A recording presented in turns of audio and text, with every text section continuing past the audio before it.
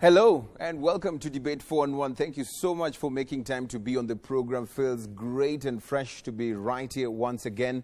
My name as always is Eugene Anangwe. Today on the program we're talking about the issue that most of us have sort of heard before, but of course we want to give it a global look, an in-depth look into the same thing.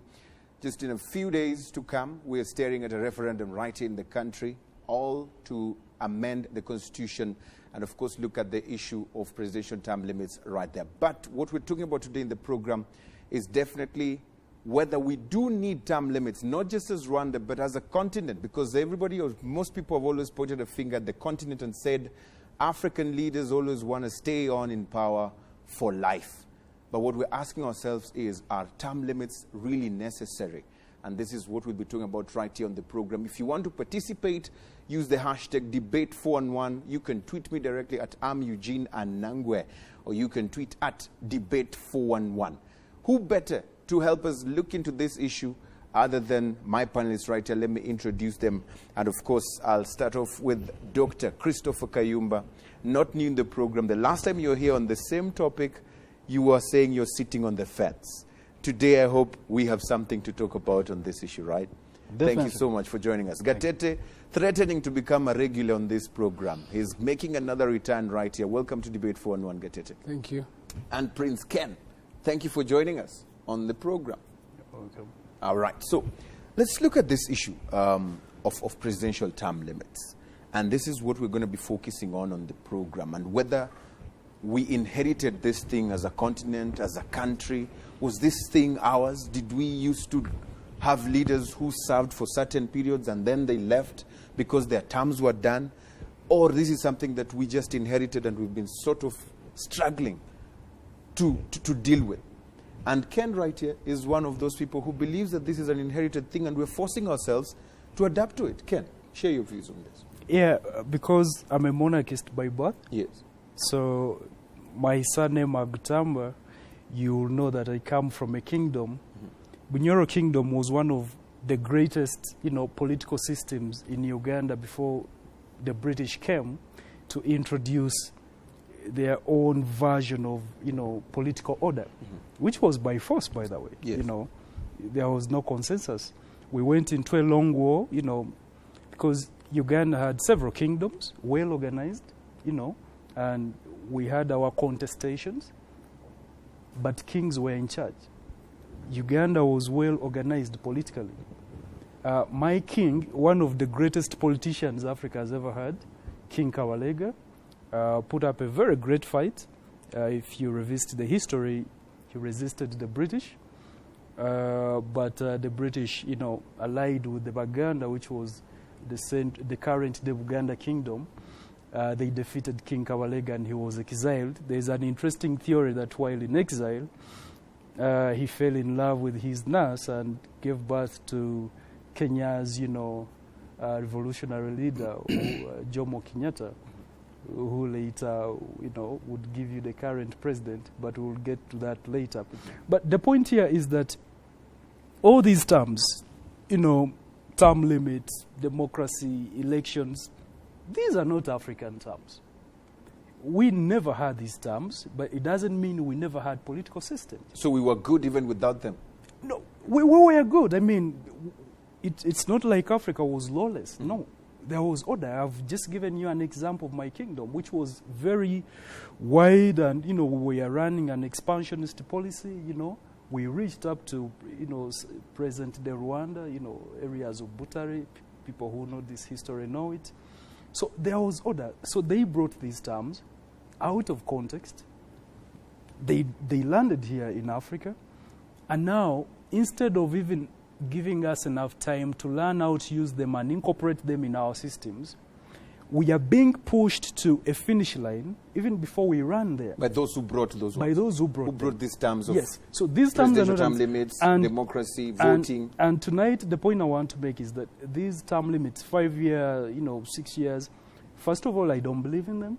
And I think for developing countries like ours that are still begging, developed countries for aid and everything, they are too costly for our systems. All right. Let's hear from Daktari himself.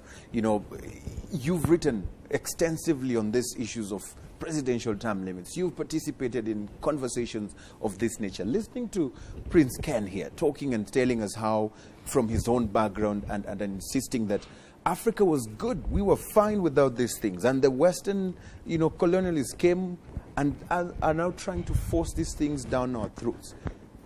You share the same opinion or not?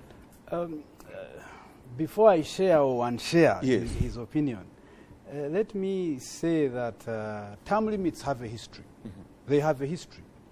I am unaware of any country, any political system in the world that organically had term limits. Where we have term limits, the history is based on 3 ideas. Idea number 1, it is the rejection of the birthrights of kings. Mm-hmm. Because he's talking about his inheritance. Mm-hmm. He's a monarchist. He comes from Bunyoro Kingdom, as he says rightly, it was a great kingdom. The kings of then assumed that those systems were based on the idea that they are people who were born to rule. Mm-hmm.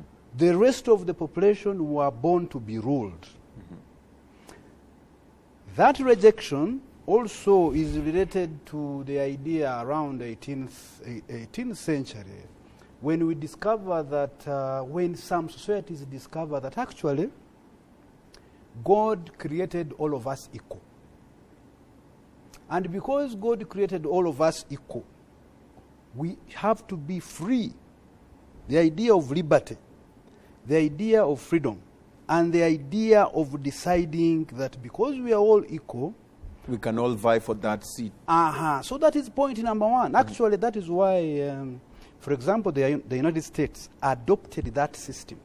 If you read the history of the U.S., you will understand that they fought the monarchy. They were ruled originally by England, ruled by the Queen and kings. So they rejected that. And if you see the history of the U.S. is a country created, born out of immigrants, many of whom were running away from autocratic rule in Europe that were based on oppression. So that is point number 1. That is the history. The rejection of the idea that some people are born to rule, others are born to be ruled, no matter how intelligent you are. Point number 2. And this was a decision by the Africans themselves, or this was influenced by the colonialists? Because he feels it's the colonialists that influence us to think that way. That general idea came from, if you read the history, come from Italian city-states, but it gained the current form after George Washington decided. But now, point number 2 I want to make, it is that it is also based on the idea that in order to have democratic rule, you have to reject what I would term as imperial rule. Mm-hmm. Rule in perpetuity. Somebody comes into place, he becomes a president, he becomes a king, and then rules until they die. Point number last. That idea of ruling forever also negates and impoverishes the society, because the more you have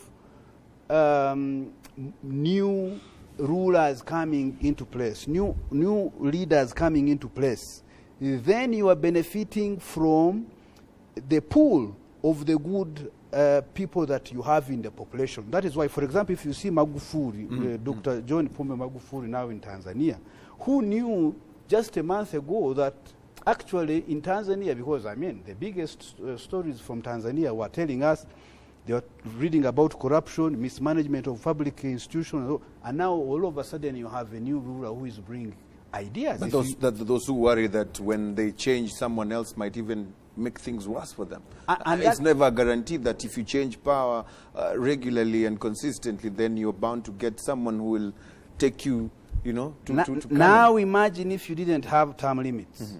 That person would rule for you, because it is possible to get a leader whose ideas are really suspect. You will excuse the term because for polite's sake. So, if you don't have term limits and you get an idea a leader who is autocratic, who is a dictator, yet the ideas this leader has are not the ideas that will move the country forward, that will lead to development, that will make us pursue our liberties and pursue happiness without the state coming to tell you even how to eat your money. What would happen?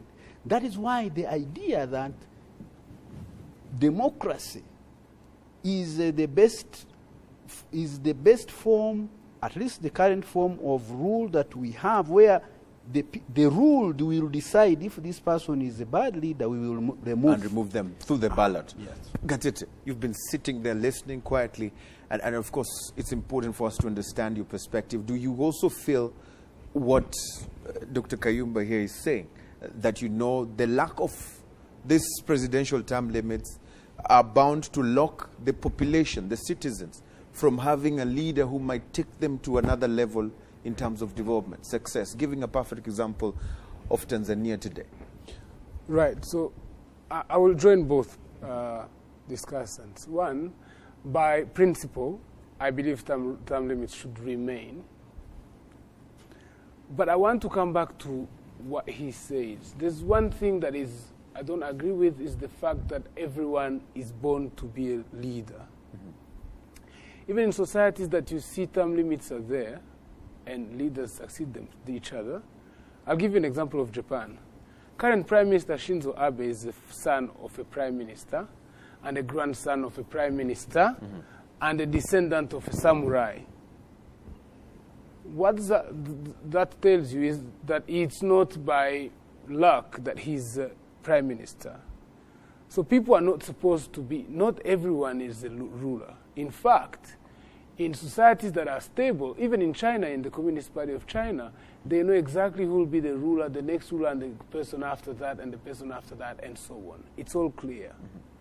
In some societies where things are not established, where governance systems are not established, is only the places where you see people adventurers coming onto power. For example, you'd have in Haiti, where you have a comedian coming onto power because he owes his access to power by his oratory skills. In Liberia, the other day, they were almost electing a football player. And in some countries, they just put in place people who are there, who are in the right place at the right time. So I don't agree with the fact that anyone should be able to be president. Most of the societies that are stable that we've seen are societies that have maintained monarchies. Only a few of them are actually active monarchies. Most of them, they have these thrones to be the guarantors of the inherent values of their societies. But the fact that Ken says here that, it's not that when we did not have this term limits for our rulers, we were not that disorganized. This is what he says. Yes, but what he's saying is true to the extent that when we had monarchies, the idea of the heir to the throne was to ensure that this person has the proper training and code to live by, and a number of hurdles and challenges that they have to overcome before they qualify to become a ruler. Now, because all these things have this, it's quite telling that the societies that enabled us to become democracy have maintained their monarchies. And indeed, it has enabled them to remain peaceful. People will say there's a strong argument that says that kings have the merit of maintaining peace. And in Rwanda, the oath was warumututsi witwaga Mutara none ubaye umwami uzitwa Rudahigwa. The idea was that you were a Tutsi, your name was Mutara, now you become a king, your name will change. So you actually take on another. In Burundi they have a Baganwa, which is not a Tutsi or a Hutu, which is a different type of group. Now, all these systems have not existed anymore, and this is where I join my colleague.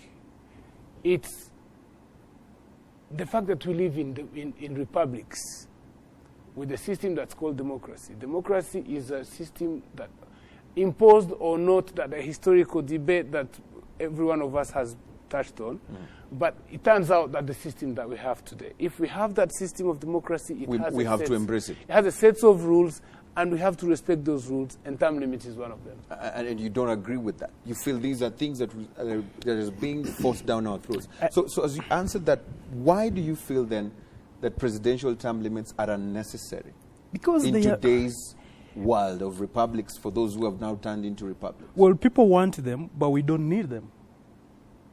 Why? I mean, look at all these poor countries running around making noise about term limits.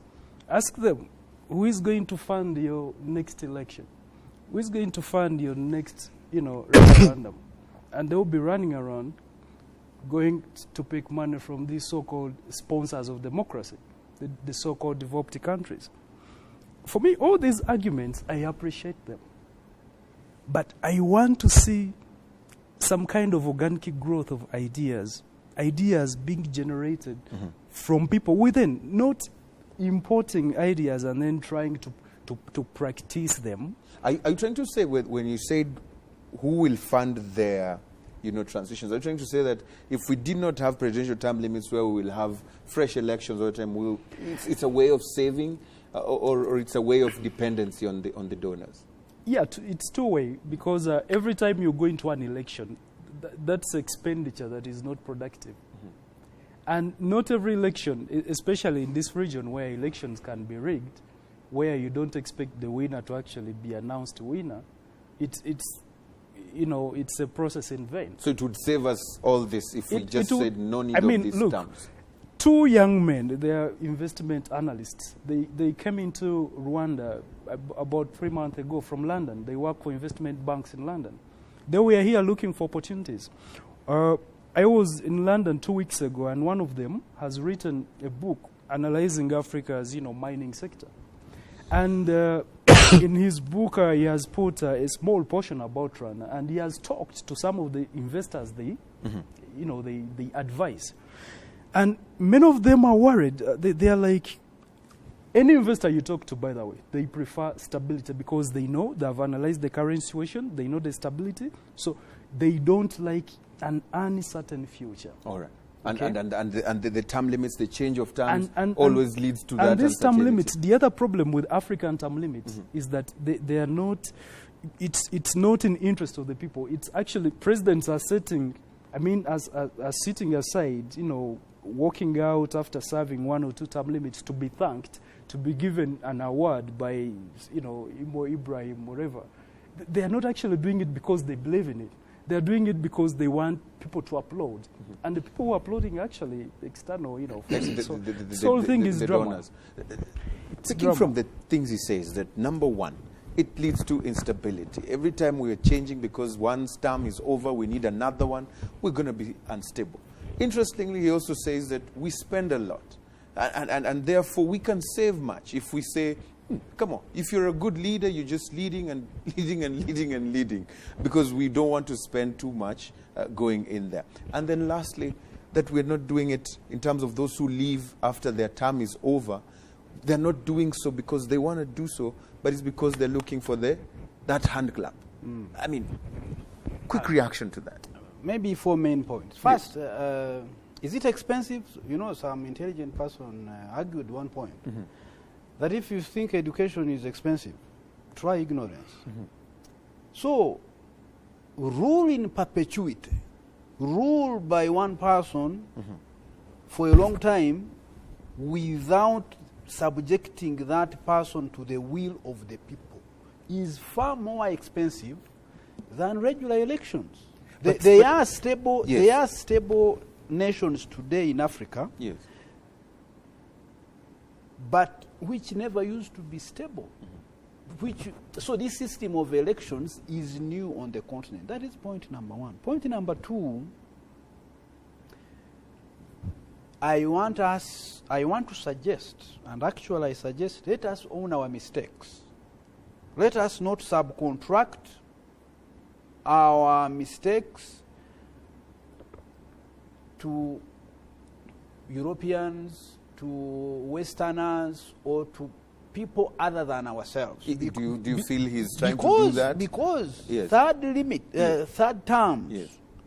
wherever they are on the continent, we are not inherited from any colonial power. Do you agree with that, Ken? Do you agree with that? Let me first explain, my friend. But do you agree? Just say yes or no. No, I don't. Okay, then continue now. This is the history. You know, if you look at our first constitution here after independence, we didn't have third term. Presidential terms. Yes, if you look at the 2003 constitution that has third terms, it was made by Rwandese. So it was us. Tito Rutaremara was the chairman, and everybody on that commission was Rwandese. And actually, these ideas were from Rwandese. If you look at the Ugandan constitution made in 1993, it was made by Ugandans, not foreigners. So this idea that somebody from the outside is Forcing it down our throat. It is not true.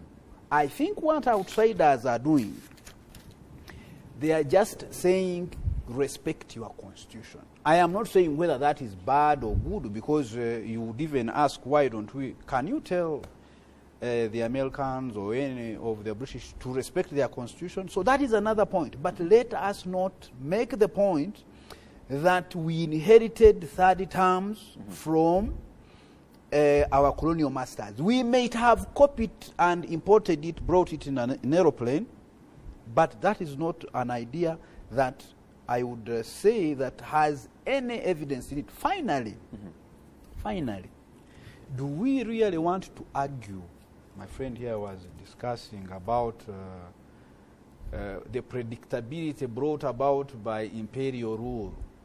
Do you want to say that there are people, really a special group of people created by God who have superior leadership qualities than the rest? Do you want to say that we are not equal? Human beings are not equal. We are not endowed equal. There are some people, like it were during our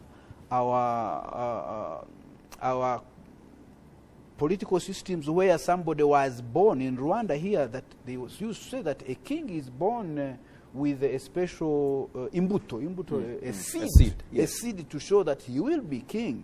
So, since the discovery of science and the idea that human beings are born equal, and the idea that people determine how they are ruled, this idea of some people born special, we identify that during during campaigns. That is when we can identify. And say this one we can vote for. This one and has this one better ideas than this one. Yes. That is why even elections, even this democratic dispensation that we have is better, because you get to know who is better than you. Finally, I think the biggest confusion comes from the fact that leadership systems we have on the continent are not organic.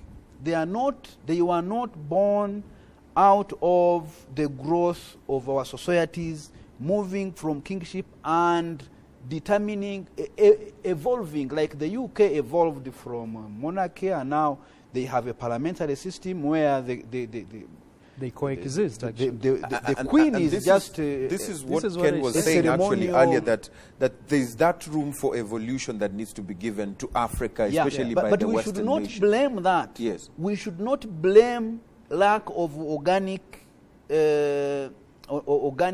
systems of leadership on third term, because we can blame that on the idea that we are colonized, that we have experienced. So you feel all that is an excuse. We Yeah. just need to own up. Gatete. these elections, that because someone's term is over, then we need to change another one. It's just too expensive. Sir Ken here says we need to just save this money. It's not an issue of money. The problem is that people reduce democracy to election day. Election day is just an exercise.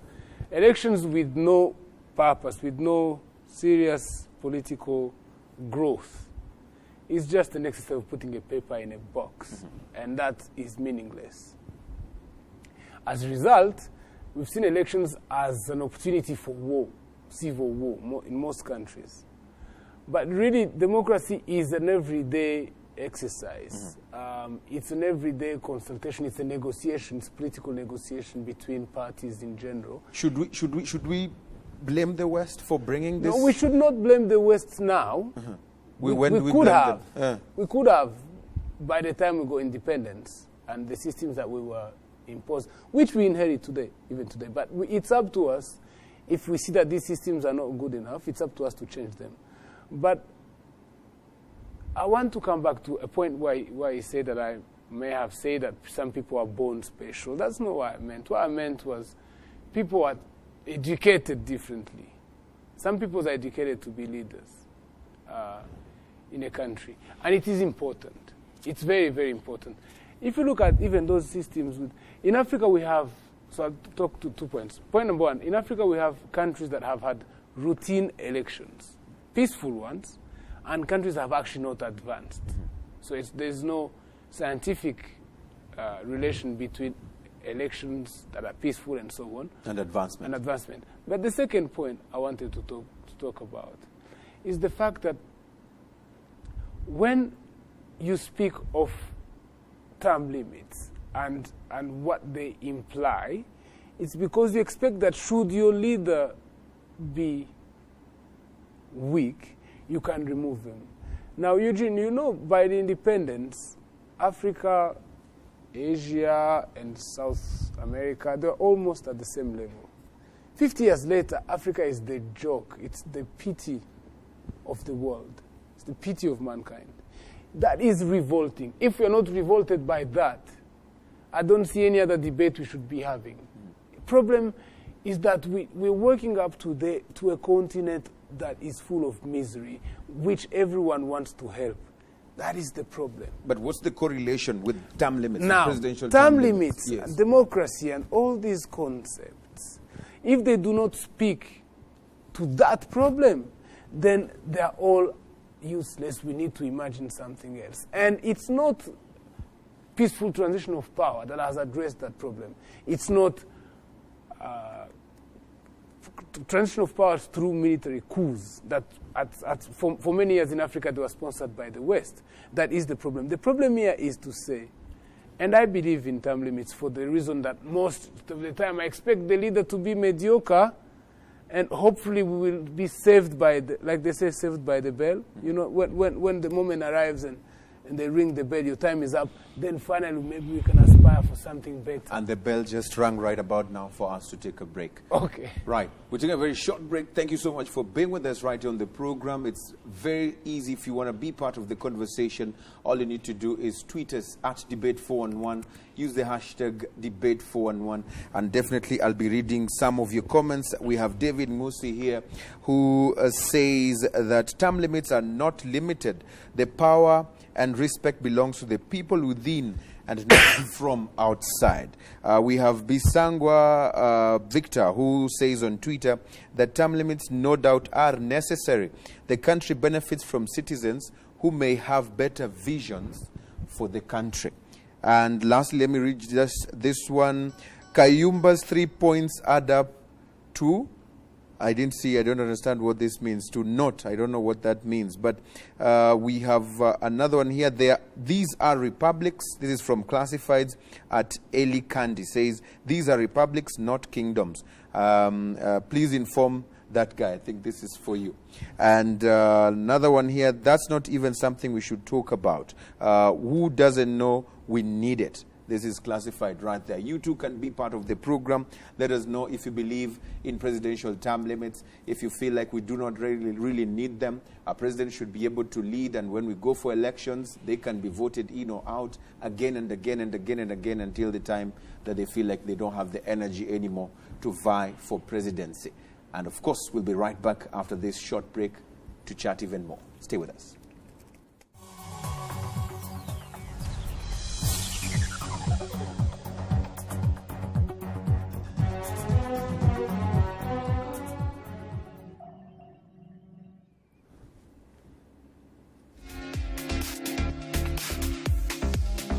hahira muri Nakumati K-City na Nakumati Kigali City Tower maze uryoherwe n'igabanuka ry'ibiciro ringana na 50% ku mayeswime y'ubwoko butandukanye. Koresha aya mahirwe uhabwe itapi wihitiyemo kuri 1/2 cyayo wari bwishyure. Ihute ntutangwe. Amategeko n'amabwiriza birakurikizwa. Nakumat, you need it. We've got it.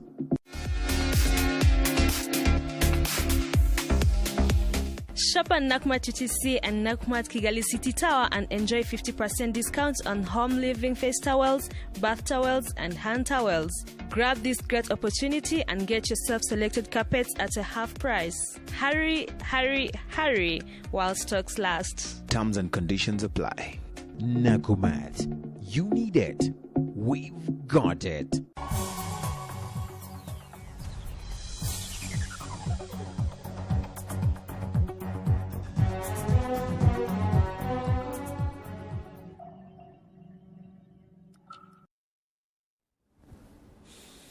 And welcome back. Thank you so much for choosing to be with us right here on the program. My name, as always, is Eugene Anangwe. We're right here on Debate 411. We're talking about the issue of presidential term limits. Are they really necessary or unnecessary? Talk to us. And of course, we'll definitely be happy to read your feedback. All you need to do is tweet us at Debate 411 or tweet me at Eugene Anangwe, and we'll definitely sample some of your comments right here on the program. We have Sir Ken here, we have Gatete and Dr. Christopher Kayumba helping us to think through this particular topic of discussion that we're having right here on the program. Now, it's important to understand that when we're talking presidential term limits, we do not mean president for life. We mean that we will have a time for elections. Let's say if elections are carried out after every 5 years, this president who is currently ruling should be able to participate in these elections without having been restricted and told you've already served the number of years that you're supposed to serve. And so we are asking ourselves if this leader can be able to serve continuously, I mean, in terms of going for elections. And if he's voted in or out, that's up to him. And so, Kayumba, what we're asking here is that can we be able to have such a system and just trust and believe that the citizens who we are talking about here can make a sound decision and say whether he has served for 5 years or 7 years, if another election comes, let him come in and we will decide if we want him or not, instead of him being locked out or her being locked out because they have served for, let's say, term of 2 years, I mean 2 terms rather. Should we think that way and believe just in the people to decide on this one? Yes, Anangwe, I think it is possible. It is possible to believe that the will of the people, because where you have the will of the people ruling, yes, the people deciding who rules over them, and retaining the right to recall through the ballot, for me is the critical ingredient. It is the software of sustainable societies. But why are we not doing that? Why are we not doing that? That is only possible. Mm-hmm. That is the will of the people is only possible, I think, where you have about 4 or 3 ingredients. Ingredient number 1, the people have to have the requisite education. Mm-hmm. They need to have the education to be able to understand that even their vote counts, mm-hmm, to be able to understand that they are even endowed with the power to decide. Yes. Point number 2, that education needs to be connected to the income. such that if a citizen annoys a local leader, the representative of whoever wants to stand for election, that citizen is able to put food on the table regardless of whether he's supporting this particular politician or not. Point number 3, I think you also need institutions. You need institutions that through which the electoral process is legitimized. For example, you need an independent electoral commission that will actually count the votes, because it is not always, there is a saying, there are some people who believe that in much of Africa, the one who wins elections is not the one who wins the most votes, is not the one who becomes the president or the prime minister, but the one who counts.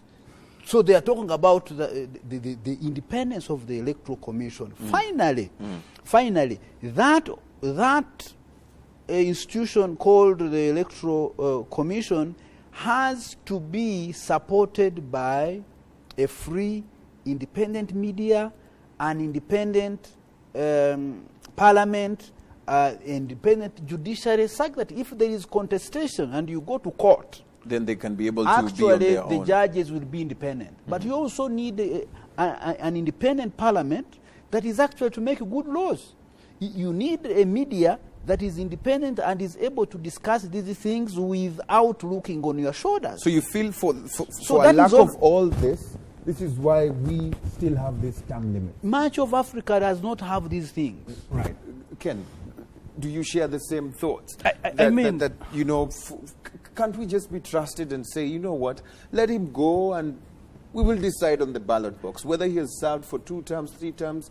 Let the people decide, because this is the word that is being thrown here and there, the will of the people. No, but you see, I want to say that at some point the doctor agreed with me when he said that we need to allow these political systems in Africa to evolve. We shouldn't force them to be at a point where they have not reached. It should be organic. So as we wait for them to grow to that point, Yes. do we still have the term limits to protect? Yeah, I mean, if you talk about term limits, because I think there is even a bit of confusion Yes. when people talk about term limits, and then they also talk about democracy. Yes. Term limits, by their nature, are actually undemocratic They limit the because people. they are limiting the people. If, and I agree with you, if we can have a free and fair election, then people can decide if you want to force your way to stand as many times as you can. People can kick you out. They decide. Let me give you an example of the U.S. who we take to be the yardstick of, democratic excellence. They didn't have term limits until their 22nd amendment, which I believe was ratified by all the states, probably in the mid-50s. No one was pushing them. The United States, their constitution, everything, all those amendments they've had, it has been internal democracy evolving up to this stage. Why can't these African countries be allowed to go through their own evolvement? Let them make mistakes, let them learn from them, and time will come when all those things you're thinking about right now, it is utopian to say that the people can actually get the leaders. You feel it's a pipe dream. It's a pipe. Gatete. Let's give it I time. mean, term limits, undemocratic, picking from his words. They limit the people from deciding what they really want. And so we're talking democracy, but at the same time, stepping on it by our foot. When people define democracy, they tend to limit themselves to the will of the people. But that's not what democracy means. Democracy means the will of the people who who exercise their will within specified rules, legal rules. So it's the will of the people to act according to the law. And the law limits the people from doing many things. And one of them is when the law establishes term limits. So the people might decide, as is their democratic right, to change the rules. But the moment they establish the rules, they actually give away some of their will, because they say we want to have a will, but we do want democracy, we don't want chaos. Chaos is the will of the people to do just about whatever they want. So if they establish term limits democratically through a referendum, it's also their duty within their democratic rights, they also have duties. So the democratic duty of the people is to respect the law, which they establish through referendum and through their representatives. So in this particular case, when you say term limits are undemocratic, you forget that they were democratically established by the people to respect. Now, it's not democratic for the people to consistently change the will, to change their own will. It is not democratic. And going against the law. The people acting, they can be the majority of the people. If they're acting against the law, that's not democracy. That's chaos. Now, coming back to term limits, and I have to agree with one point, that people have to be educated. But beyond being educated, we are seeing people saying that in Central African Republic there should be elections today. I mean, the country is not even fully secure. The president is being guarded by Rwandan troops. That's the country where you want to organize elections. I don't know where people got the idea that elections are the answer to things, to everything. The term limits are important because they establish a limit to one's programs. I mean, even if you have beautiful programs, political programs that are bringing about social economic development, term limits enable an opportunity to experiment something new that might, if what the new thing that comes, the new program that comes, does not deliver, you can be able the to people change it. Democratically can recall it. If they deliver, nothing is perfect. Everything can be improved. But And then, why is it difficult? Why is it hard on some leaders from Western nations to understand that, as he said, I mean, people have the democratic right of changing something that they democratically created. For example, the presidential term limits. So why is it hard for others in the West to believe that this process that these people are doing is their democratic right to change that they decided to put in place? I don't know if you get what I mean. Why is it difficult? Why is it hard? Why do we always have to hear that you have to respect the Constitution, a Constitution that you yourselves created and are deciding to change? I think there are a number of issues to that point. You know, it is, I think it is extremely abusive, extremely undemocratic and demeaning for a leader of any country to tell another sovereign country, to tell another leader elected by the people what they should or shouldn't do. I think the leaders from the West do this because I think they believe they have a superiority. I think they have a superiority complex. Mm-hmm.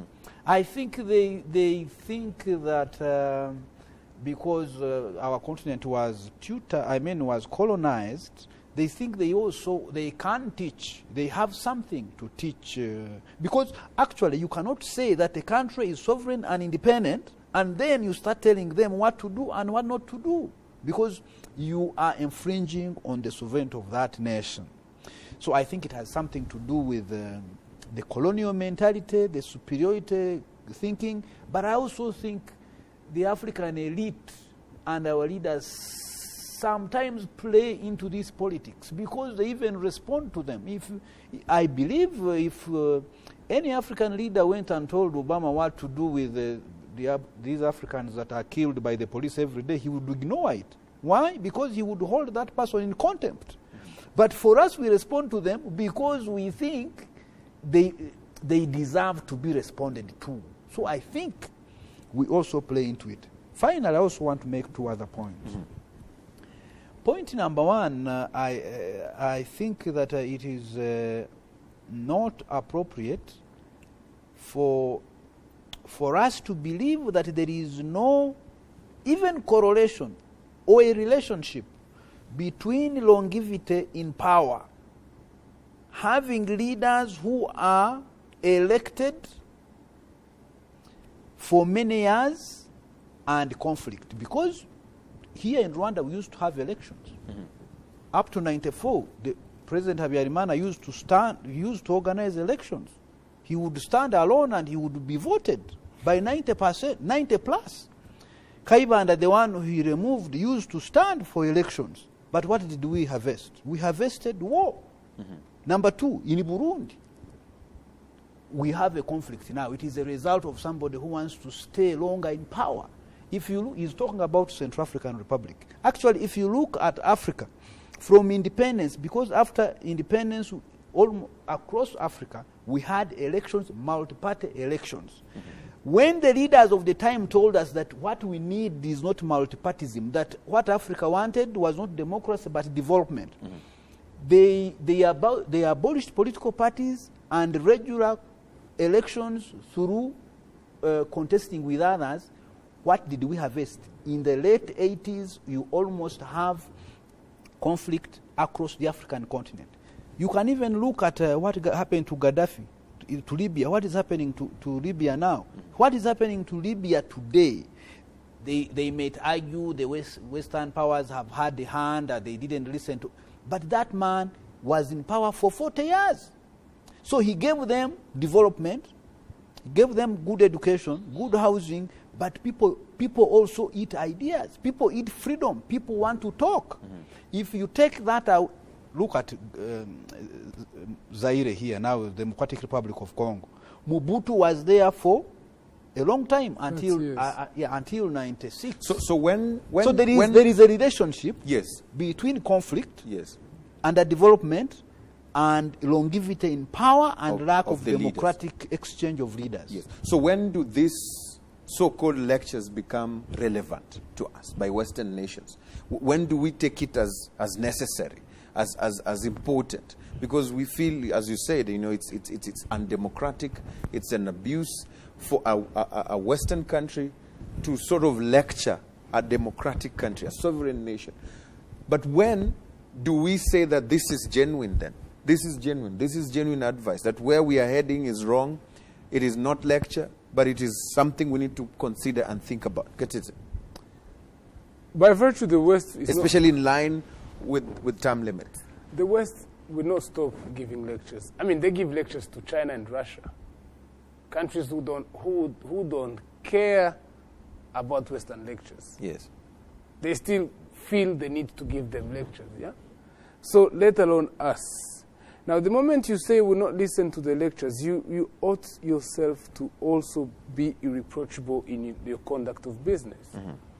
Now, you can dismiss Western lecture.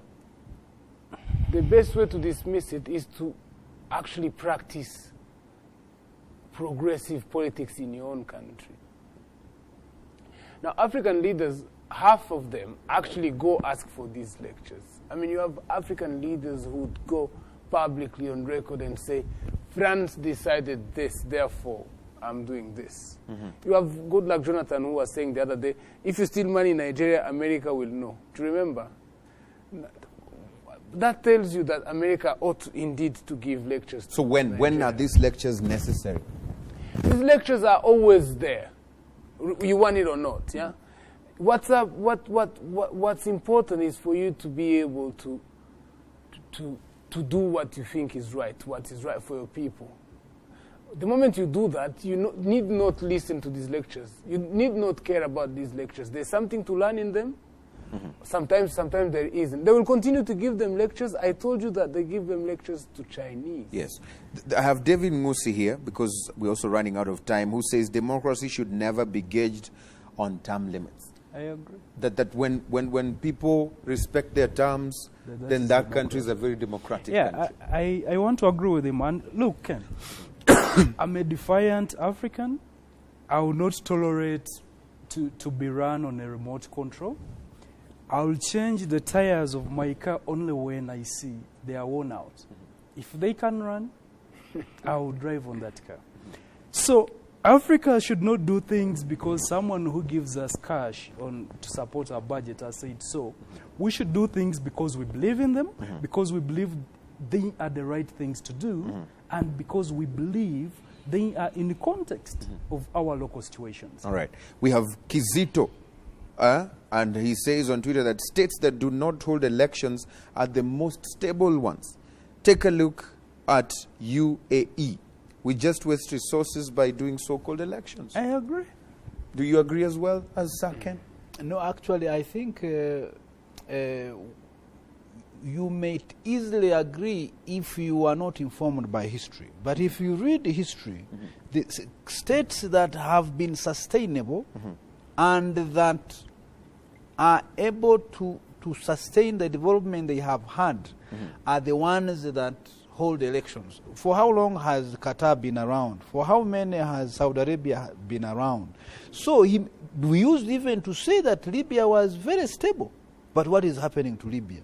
So they might be stable now, but as long as that development does not have a software, because for me I take development to be the hardware that comes from a consensual understanding of a citizen that we have decided this is how we are going to be ruled. So if Qatar fails, because oil can run out, what will happen? So I think as long as the software, the well-being, the food of the mind is not catered for, I think we cannot say that they are sustainable. But let me also point out that we have to understand the democracy, like my friend here was saying, as having three components. One is a process, but also it is the outcome. And finally, how that outcome is exercised. So this idea of saying that third term or lack of terms is undemocratic, it depends on how, like he was pointing out, how that third term came into being. My point is, countries that have third terms today are the ones that decide that they want it. And they should respect So that. it passed That's through what you're a saying. certain process. Yes. They went to parliament. We had a referendum. So it is part of the democratic cake that we should, if it passes through that will of the people, a referendum in parliament, and we accept it. Once you accept, and that also touches the question you were asking, when should we accept lectures? We shouldn't accept lectures, but there comes a time when, whether international law or national laws, when those laws are not respected by the leaders, they have to be held accountable. And we can receive these lectures. Lastly, as we go, very quickly, are we doing a one-size-fits-all thing when we say respect term limits? If it is Burundi, if it is Rwanda, if it is Kenya, if it is Uganda, are we having a one-size-fits-all thing? Can we have situations where there are countries which we can do away with it? Unfortunately, that is it. Because we're all talking about elections and we're all talking about mass voting where everyone votes. But in other countries, that's not how. For example, if you go to China, if you a country of 1.5 billion, not everyone casts a vote. So we are doing one-size-fits-all. Yes, and one more thing. Yes. I think African countries have successfully managed to divert people from the things that matter, that's business and, entrepreneurship. Everyone now is concentrated on politics. Everyone wants to participate in public leadership, which is totally, absolutely unnecessary. We need to develop.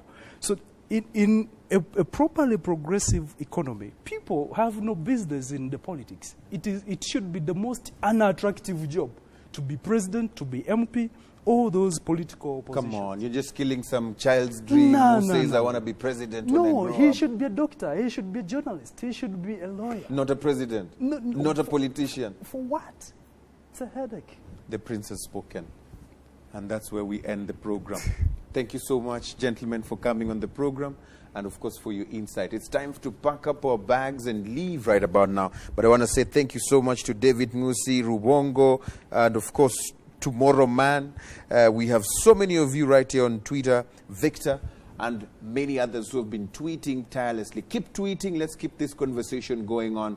Presidential term limits, necessary or unnecessary? Talk to us. Give us your views on the pros and cons of presidential term limits. Let's get informed as a society and let's make informed decisions when it comes to that particular time of making those decisions. My name, as always, is Eugene